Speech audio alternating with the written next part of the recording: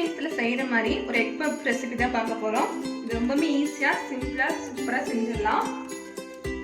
அதுக்கு ஒரு மிக்சிங் பவுலில் 1 கப் அளவுக்கு மைதா மாவு சேர்த்துக்கிறேன். அதுலேயே கொஞ்சமாக உப்பு சேர்த்துக்கலாம். உப்போட அது நல்லா சேர்த்து மிக்ஸ் பண்ணிக்கோங்க. இப்போ இது கூடயே 1 ஸ்பூன் அளவுக்கு கொஞ்சம் வெதுவெதுப்பாக இருக்கிற எண்ணெய் சேர்த்திக்கோங்க. சூடான எண்ணெய்.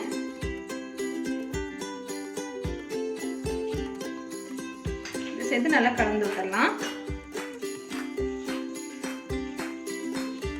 இப்போ இதை வந்து தண்ணி சேர்த்து நல்லா சப்பாத்தி மாவு பதத்துக்கு பிசைஞ்சுக்கலாம்.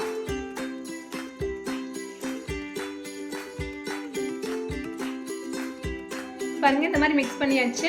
இது வந்து ஒரு 5 நிமிஷம் இருக்கட்டும். 5 நிமிஷம் கழிச்சு நம்ம ஊற்றிக்கலாம். அது ஊறிட்டு இருக்க டைம்ல நம்ம ஃபில்லிங் பண்றதுக்கு அதுக்கு ஒரு மசாலா ரெடி பண்ணிக்கலாம். ஒரு பாத்திரத்துல ஒரு 2 டேபிள் ஸ்பூன் அளவுக்கு எண்ணெய் சேர்த்திருக்கேன்.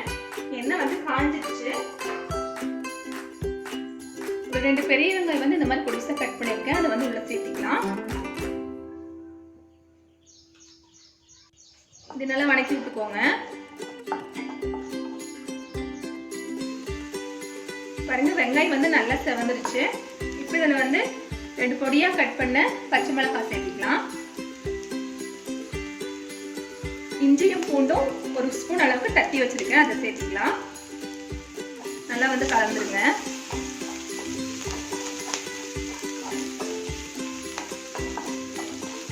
நல்லா வணங்கட்டும்.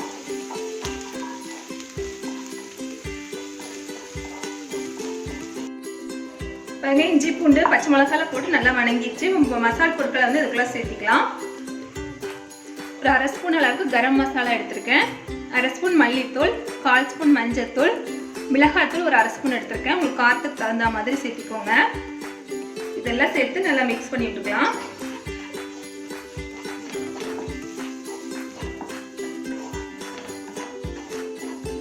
நம்மளுக்கு ஸ்டஃபிங்க்கு மசாலா வந்து தயாராகிடுச்சு.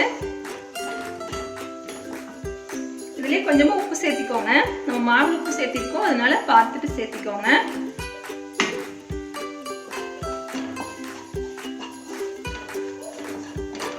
ஸ்டவ் ஆஃப் பண்ணிடலாம்.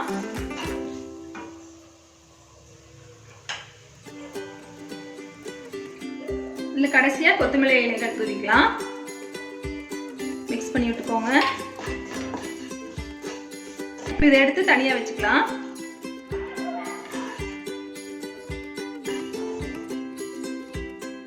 பாருங்க, 5 நிமிஷம் நல்லா ஊறிடுச்சு. இது வந்து 2ஆ டிவைட் பண்ணிக்கலாம். இப்போ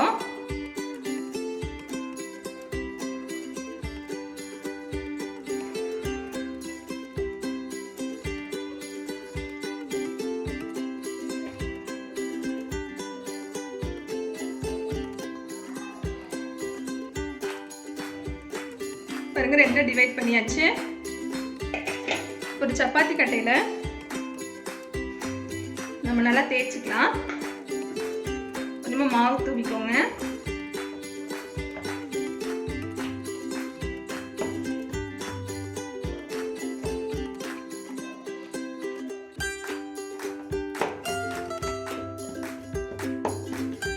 பாருங்க, இந்த அளவு திக்னஸ்ல தேய்ச்சாச்சு. இதே மாதிரி 2மே நான் தேய்ச்சி வச்சுட்டேன். இதை எடுத்து இன்னொன்று வந்து நான் தனியாக வச்சுக்கோங்க. இதில் வந்து நம்ம ரெடி பண்ணி வச்சிருக்கிற மசாலா வந்து இதில் சேர்த்திக்கலாம். ஃபர்ஸ்ட் நடுவில் வச்சுக்கோங்க.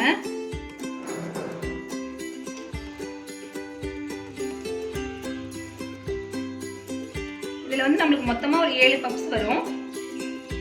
7 பப்ஸ் வர மாதிரி வச்சுக்கலாம்.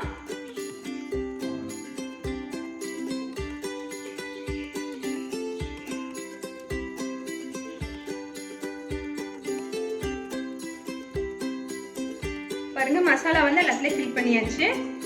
நான் வந்து ஒரு 4 முட்டை இந்த மாதிரி பாயில் பண்ணி வச்சிருக்கேன். இப்போ இதை வந்து கட் பண்ணிக்கலாம். நான் 2ஆ வர மாதிரி கட் பண்ணிக்கிறேன்.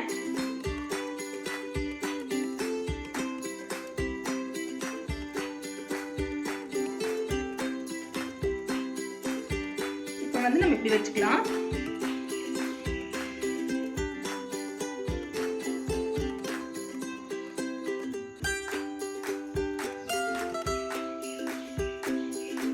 இதே மாதிரி எல்லாத்துலயும் வச்சுக்கலாம்.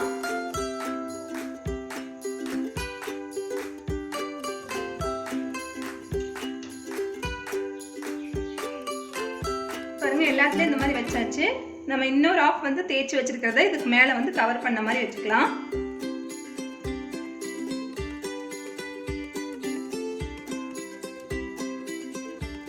அப்படி மேல கவர் ஆன மாதிரி வச்சுக்கோங்க. மெதுவா பார்த்து வைங்க.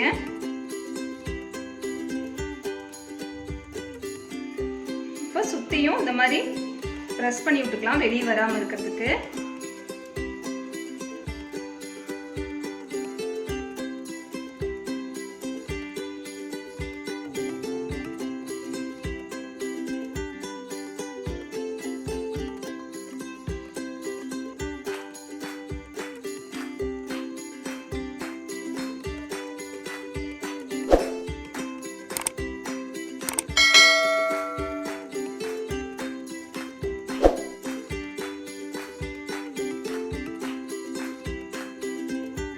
இந்த மாதிரி எல்லாம் பிரஸ் பண்ணியாச்சு.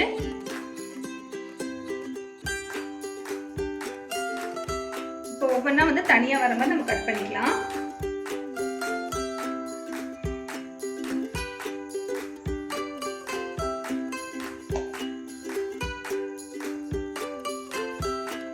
இந்த மாதிரி கட் பண்ணிக்கோங்க.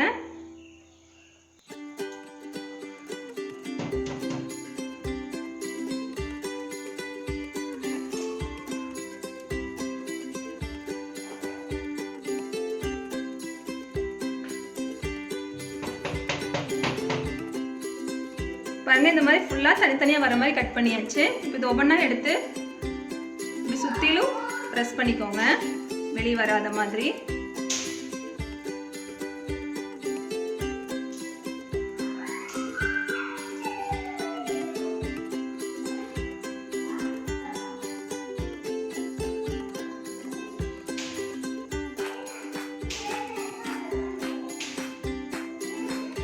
இதே மாதிரி எல்லாத்தையும் செஞ்சு எடுத்துக்கலாம்.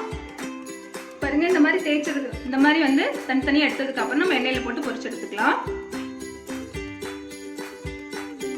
ஒரு பாத்திரத்தில் எண்ணெய் வச்சு எண்ணெய் காஞ்சிருச்சு.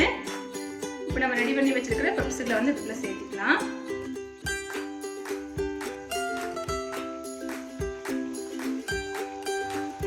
நல்லா செவக்கட்டும்.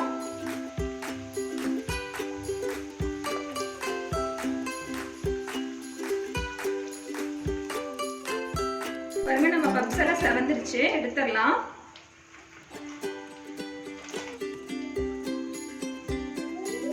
சூப்பரா இன்ஸ்டன்ட்டா நம்ம பப்ஸ் வந்து தயார் பண்ணிட்டோம்.